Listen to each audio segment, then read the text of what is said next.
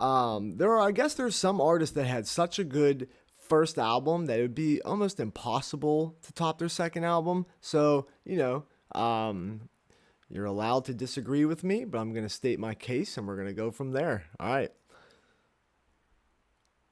All right. Let's start with number 10.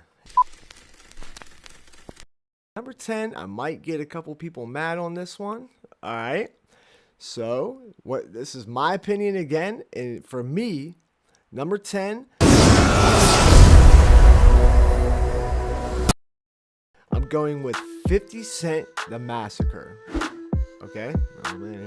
But anyways, to me, I never really got into The Massacre. Okay? I'm going to go through the track list in a second. Let me see what I got down here. It says, The Massacre is the second studio album by 50 Cent. It was released on March 3rd, 2005 by Shady Records. The album debuted and peaked at number 1 on the Billboard, selling 1.5 million copies in its first week. So yeah, it sold. I'm definitely not saying it was a flop on sales, right? But, he did the whole thing with Kanye and stuff, and Kanye actually won, and 50 Cent would never admit it, which I'm sure, if you know 50, he never would. But I don't really like the album. At the time, I listened to it, but I remember being let down a little bit. And one thing I will say, if you think I'm tripping right now for putting it at number 10, do you go back to The Massacre and play it front to back? And if you do, maybe you're a G-Unit groupie or something. Let's see. I got the track list right here, and let's go through it. Oh, and for every list, I'm going to say my the worst song on the album and the best song on the album. So for the worst song, I'm definitely going with Disco Inferno. It was popular, but I hate it. If it's on, I'm like, turn that shit off. And the second song, I'm going to do another song I hate, that Gatman and Robin. I hate songs like that. I'm not like a big Eminem fan. I like Slim Shady and stuff. Just so people know watching this, I'm not like a white rapper, or I don't like just cater to white rappers. Saying I have a pretty objective take on stuff. I like old Slim Shady, the Infinite, stuff like that. Now, for me, there's a couple tracks I liked, but I put down Don't Need 'Em, right? And let me see. What else we got on here? We got In My Hood. That's decent. This is 50. That's decent. I'm Supposed to Die Tonight. That's a good one. Piggy Bank. I never liked Piggy Bank. I thought that was a super weak diss. We got Candy Shop. I'm not going to hate on that. That was a big song, Out of Control. That's not the one. I like the one with Mobb Deep. I don't think that's the one with Mobb Deep. And then we got Ski Mask Way. Baltimore Love Thing. That's a good song. Rider Music. Disco Inferno, just a little bit. That shit was going off back in the day. Guns Come Out, that's decent. My Toy Soldier and Position of Power, decent. Build You Up, God Gave Me Style, and So Amazing. Alright, so there's a couple tracks, and that's why it's number 10. I'm gonna get to some albums that are just absolutely garbage. And I'm not saying The Massacre is garbage. I'm saying compared to Get Rich or Die Trying, it's a letdown. Now, I know what you're thinking. That 50 Cent Get Rich or Die Trying technically isn't his first album, but we all know it's basically his first album. His first two albums, okay, they're albums. They're kind of like mixtapes, and I talked to Law Dogg about this, and I said I wasn't going to do it, but I'm going to do it, all right? I'm going to do their first, and maybe I shouldn't have done that, but we're going to go with that. I'm leaving it, and I don't think I have another example of that where it's technically their third album, so 50 Cent's the only one. So, with number 10, 50 Cent, The Massacre. Alright, number 9. Uh-oh. I'm gonna make some people upset with this one. Now, I got some stuff to say about this album, so hold on. For number 9, I'm going with Boom, WuTang Forever. Okay? Now, you rather really reacted to that in a good way or a bad way. Now, before I did this list, I went through every album just to make sure, like revisionist history. I always make fun of people for revisionist history and stuff in the 90s. But what I noticed on, this is going to be weird that I put this on the list because of what I'm about to say, but I slept on WuTang Forever. And I think it was the double disc that threw me off. I normally hate double disc albums. I love All Eyes on Me. I love Life After Death. Now Tupac, Are You Still Down? I feel like could have been one disc. So as I was, I put on like the first track. Here, let's go through the track list real quick. And like I said, if you just care about the list and don't care about my take, then just scrub through. I don't care. I don't blame you. I'd maybe do the same thing. So I put it on, and I put on It's Yours, and I was like, damn, all right, WuTang, that's a decent track. And then Triumph, I'm like, okay, fuck, Triumph, that's a great song. Impossible, Little Ghetto Boys, Deadly Melody, The City, The Projects crazy, Bells of War, Duck Season, Hell's Windstaff, Heaters, Black Shampoo, Second Coming, and The Closing. Okay. Now, what I want to say right now is, I forgot to do it. The worst song to me on that album is Black Shampoo. I don't know, maybe I'm white and it's not for me. And the best is Older Gods. And I can't believe I never really paid attention to that song. I don't. It sounded kind of familiar, but I've been playing it for the past 3 days, and I sent it to a couple people. I'm like, dude, how the fuck did we sleep on this song or this album? And that's why I'm putting it on it, because I don't ever remember hearing anybody say WuTang Forever is their favorite album, or they ever mention it in the WuTang catalog. Now, that was actually the last album that RZA fully produced. Let's see what I wrote down. WuTang Forever is the second studio album of a hip-hop group, Wu-Tang Clan. Released June 3rd, 1997. Pressed as a double album, it was released after a long run of successful solo projects from various members of the group. So, yeah. I put it, like, I like to put, when there's a double disc that I don't like that much, I like to make it into one disc and make it a classic. And technically, I kind of made it, not a classic, but a great album. But knowing how people felt about it, and I actually reached out to a couple Wu-Tang people, or not Wu-Tang people, but a couple diehard Wu-Tang people, fans, I don't know what they're called, and one guy didn't give me a response back, and I don't know, I didn't get really nothing back, so I'm like, I'm putting it on. Nobody really talked about it, nobody got excited for it. It was kind of hard to top 36 Chambers, I don't blame them, but it's staying there, number 9, and don't worry, these albums are going to get worse and worse and worse. So we're going to leave it there. Number 9, WuTang Forever on the worst sophomore album. All right, number 8. I didn't even realize I put these 3 in a row. I'm going to get some heat for this. Now, I actually didn't even realize I'm going to make a lot of people mad with this list, but this is my opinion, and to me, what I think was a sophomore slump that didn't succeed, his first album. So, I'm going to do this. I'm scared to say it because people are going to get mad. Number 8, JayZ In My Lifetime. Everybody's booing and shit, right? Throwing shit at me. Or do you agree? So, at first, I was like, oh yeah, JayZ In My Lifetime. That's a good album. And I looked at the track list. I'm like, wait a minute. And then I was thinking about Reasonable Doubt, which is my favorite albums of all time. And I'm like, wait a minute. Did JayZ have a dud? So, let's go over the track list. All right. Here we go. You got the intro. And then you got The City Is Mine. Okay. I Know What Girls Like. Imaginary Player. Streets Is Watching, Friend or Foe, Lucky Me, Always Be My Sunshine, Face Off, Real, N-Word, Crack Game, Where I'm From, and You Must Love Me. Now, I'm not saying it's a terrible album, okay? But a lot of these artists had an amazing first album, so I'm calling it a slump based off their first album. I'm doing another list. After this, it's going to be the best sophomore albums, okay? Just to be fair. Now, for my worst track on this album, I put Always Be My Sunshine. I hate that song. I'm sure people like it. I hate it. And for the best, I put Where I'm From. Obviously, Where I'm From, right? That's like one of my favorite JayZ songs of all time. So there's definitely a couple bangers on this shit. But overall, I never go back to In My Lifetime Volume 1. I never hear people talking about it that much. So it's going to stay here at number 8. JayZ In My Lifetime. All right, here we go. Number 7. And now we're gonna get into some albums you guys agree with, trust me. So for number 7, I'm putting Mike Jones, The Voice.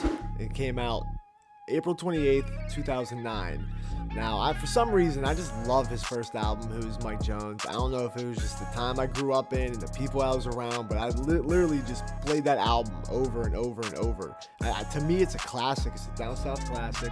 I actually almost put it on my top 10 down south albums of all time, which got taken down by YouTube, and I'm going to get that back up there soon.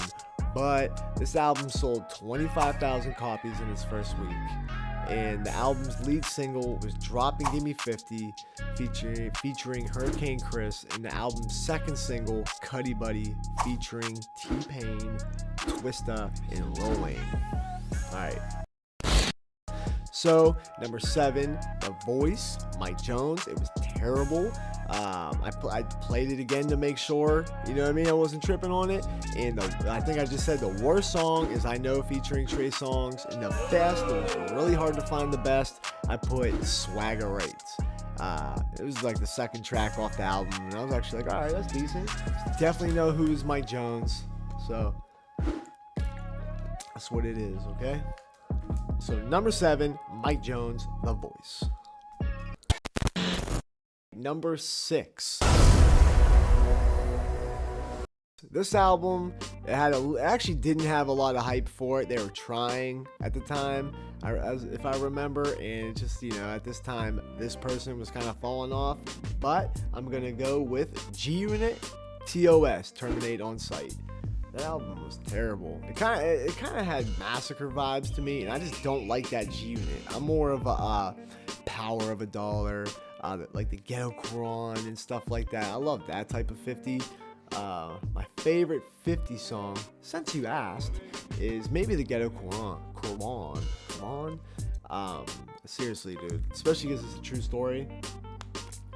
I'm gonna do lists like that, like maybe my favorite 50 Cent songs and stuff like. So I won't even get into all that. But TOS, I can't even think of. Let's see. We got. Let's look at the track list. We got Straight Outta Southside, Piano Man, Close to Me, Rider Part 2, Casualties of War, You So Tough, No Days Off, TOS, I Like the Way She Do It, Kitty Cat, Party Ain't Over, Let It Go, Get Down, I Don't Want to Talk About It, Ready or Not, Money Makes the World Go Round.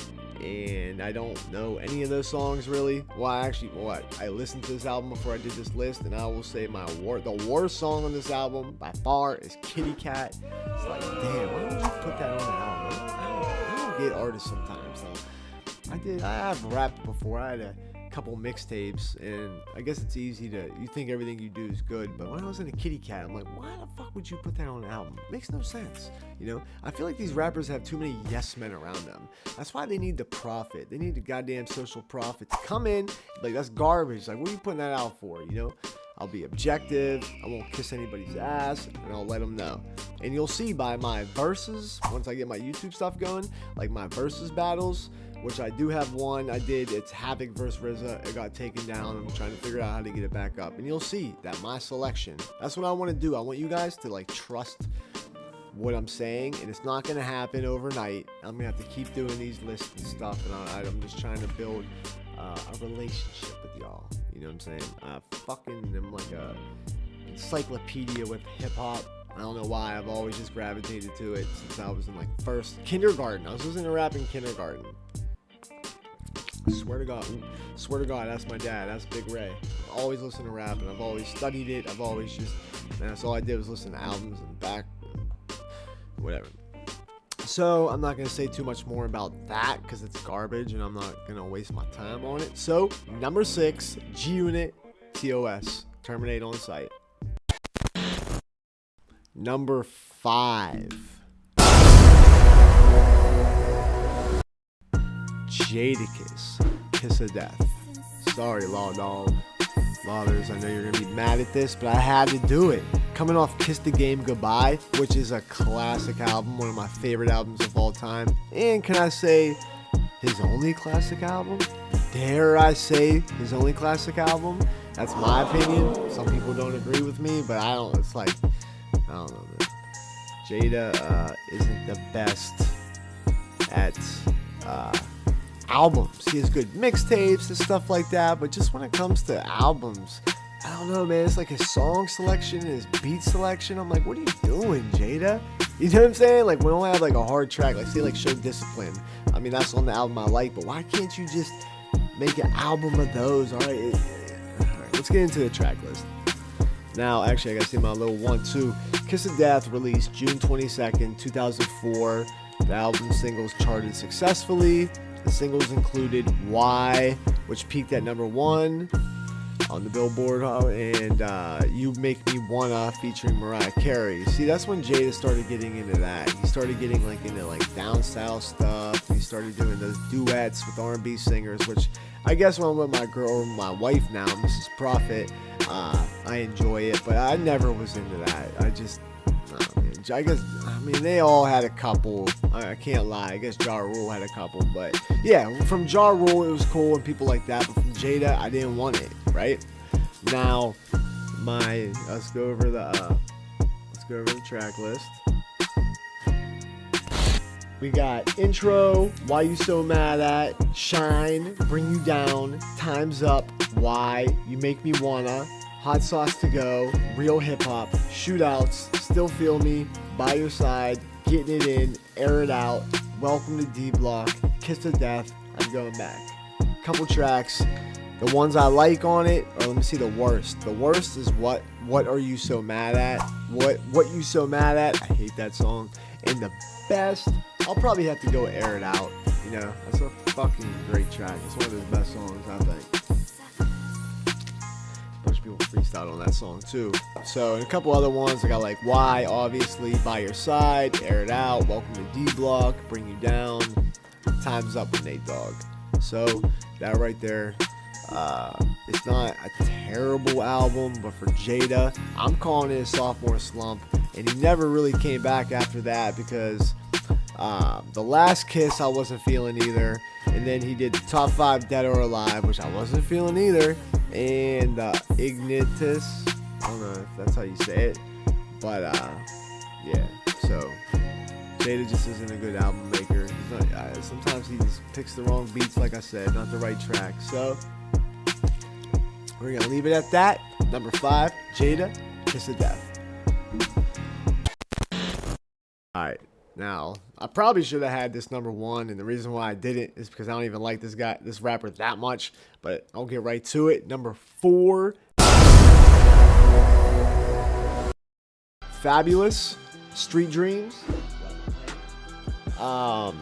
It sold 85,000 copies in its first week. It had 4 charting singles, but only Into You. It had 4 charting singles, but only Into You, which featured Tamia, and produced by Just Blaze. And man, it's just one of those albums, just like it's almost like an R&B album. And from his first album, it just was terrible. Like, I didn't even remember until I went back and listened to it. I was like, holy shit, man, this is a bad album. I'm not even gonna say the track list. Alright, I can't just take it out now. Street Dreams track list. Alright, here we go. Here's the track list. This Is My Party, Can't Let You Go, Into You, Damn, Call Me, Bad Bitch, Why Wouldn't I, Up on Things, Sickalicious. I was gonna put that for my worst song. This Is My Party, Into You, Respect, Forgive Me Father, Never Duplicated, My Life, Throwback, Keeping It Gangster Remix, Trade It All, Into You. Now, yeah, I had the worst song as This My Party, and the best I had Forgive Me Father or Keeping It Gangsta Remix. Now, because of my wife, Mrs. Prophet, I'm gonna say Into You. I even just looking at that title, I didn't even know what it was, and I listened to it, I was like, oh man, I definitely got some ass to Into You, right? So we gotta show a little bit of respect to that. All right, so number 4, Fabulous, Street Dreams, Get It Out of Here. Alright, number 3. This album is terrible. Mace, Double Up, came out June 15th, 1999. Double Up is the second studio album by Harlem rapper Mace. Released in 1999 and distributed, I can't read, I swear I can read, it's like 4 in the morning, by Bad Boy Records. The album sold 100,000 copies in its first week. Now, I totally forgot about this album, and for a reason, like, damn, Mace, that was terrible. I dare you, all you watching, go listen to Mace Double Up. And then he also had that Harlem World, and I always thought I liked it because that Cali Chronic, I used to play that all the time. But this was a terrible album. So, the best, I'm not even gonna do a track list. Just look it up. Trust me, it's a bunch of songs you never heard of. The best. No, sorry. I'm gonna go with the worst is If You Want to Party. Go look up Mace If You Want to Party. Holy shit, makes my ears bleed. And the best, Same N-word. I don't even remember what that was, so I just had to pick something, so I think that was it. I don't think there was one, same with that Fabulous, I don't think there was one song I liked. And Mace's first album, that was a classic to me. I love Mace, especially even before Bad Boy with Big L, you know what I mean? Children of the Corn. If you don't know Children of the Corn, message me. I'll let you know. I'll put you on to some shit like I said last time. Alright, so that's it for number 3. Mace Double Up. Get it out of here. Number 2. Oh, this one definitely could have been number 1. It was a toss up between these two. I'm going Dr. Dre Presents The Aftermath. What a letdown, right? Straight out of Death Row. Seeing what he's going to do next. Man, let's see. It was released November 26, 1996. First week sales of 5,116 copies. His first single was Been There Done That. Second single was East Coast West Coast Killers. Came back. I said, yeah, his next album was 2001, which is a classic. And I don't know if you agree, I hated his new album, Compton. I didn't like one song on the whole thing, so whatever. I'm kind of over the whole Dre thing. I think he overproduces now, and he's old, and he got kids, and he's rich, so I don't blame him. He'll never get that Chronic back. The Chronic 2, what was it called? The Detox? That's never coming out. See, I can't talk. And the worst song on that is No Second Chance. And the best song is East Coast, West Coast Killers. I love that song. And I like Been There, Done That. I don't listen to it that much, but when it comes on, I'm like, alright. I fuck with Been There, Done That. I wish I could play the songs. We're going to get there. But if I put the songs up here, it's just going to get taken down. It's going to be a big waste of time like everything else I did. So, alright, that's it. Number 2, Dr. Dre. Ooh, that was bad. Number 2, Dr. Dre Presents The Aftermath. Now, number 1. I'm going to give you guys a second to think. Like, what is the worst sophomore album of all time? And for me, this is the epitome of the list. If I had a thumbnail, this would be the thumbnail. Alright, here we go. Number 1. Snoop Dogg, the Dogfather, right? Hands down, number 1.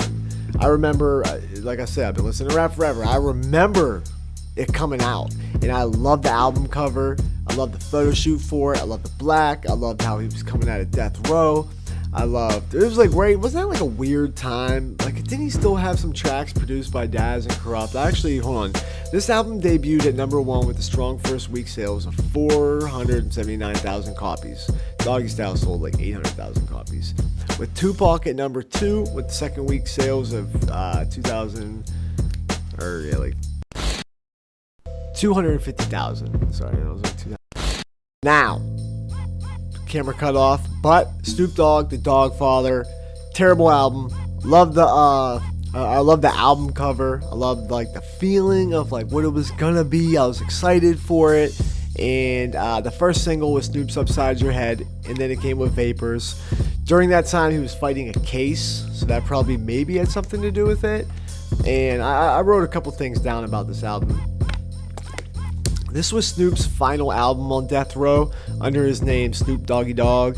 DJ Pooh, Daz Dillinger, Superfly, and LT Hutton produced this album. So yeah, he had some Death Row people on it. Oops. Yeah, he had some Death Row people on it. Now, 1 week after another, Death Row released. Oh, this is alright. This came out right after Machiavelli, the 7-Day Theory. Huh. So I like looking up stuff like that. So it gives you more context of like when it came out. Snoop Dogg revealed that he had been working with Dr. Dre for this album. However, he had been prevented from doing so by Suge Knight. Cog blocked it.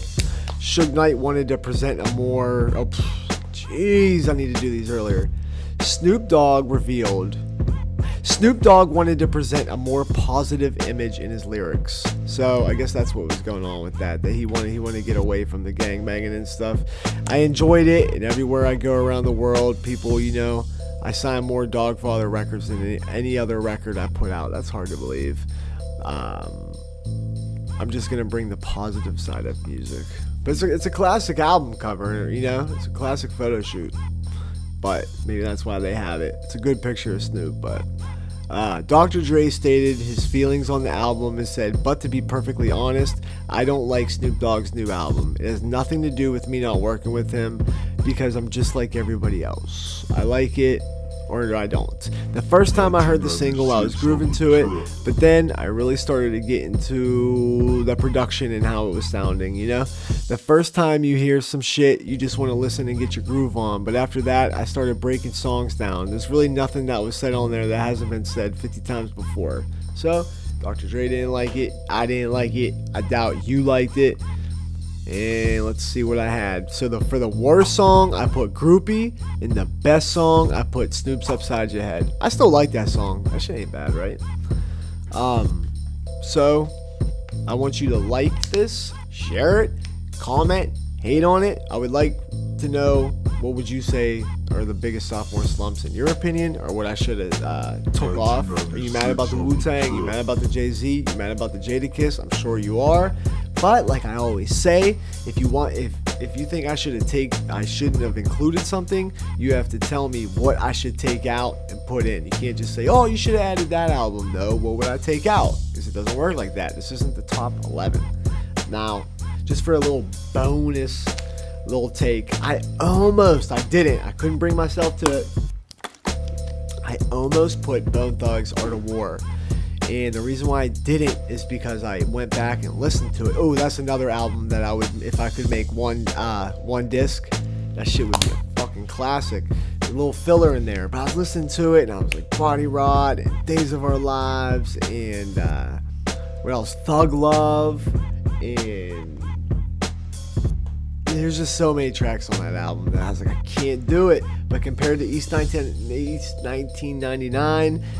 It wasn't East 1999, but it was a good album, but the vibe was kind of weird. I remember just, there's like a weird thing about that album, right? I don't know, like every time I go back, I listen to East 1999. I don't listen to Art of War, but there are a lot of songs on Art of War that I do play, so I just can't do it. I can't bring myself to it. It's a classic album. It may have not lived up to the East 1999, but it did its thing. It had a bunch of popular songs on the radio. They like Days of Our Lives. It had featured Tupac on it, so I can't put that on the list. So we're gonna end it at that. Snoop Dogg, the Dogfather. Alright, so we're gonna wrap it up. That was the Social Prophets top 10 worst sophomore albums of all time, aka duds. My next list is going to be the best sophomore albums of all time. There's so many to choose from, I don't even know where to start. So I hope you like this. Like it, share it, comment, hate, I don't care. Just engage. I'm trying to engage, right? So I will see you on the next list, and hopefully I will have my YouTube copyright things situated and we'll have some music. So for now, thanks for watching. If you don't want to hear my take, scrub through. Join What the Fuck But Why, subscribe to Bitchin' and Bassin', watch my man Styles, The Smokers Lounge 420, Lack of One I got a show, Free the Offended coming out, support us all. But this is The Social Prophet with What the Fuck But Why. Peace. Obey the prophet when he speaks, and you'll be blessed. Disobey him, it is death.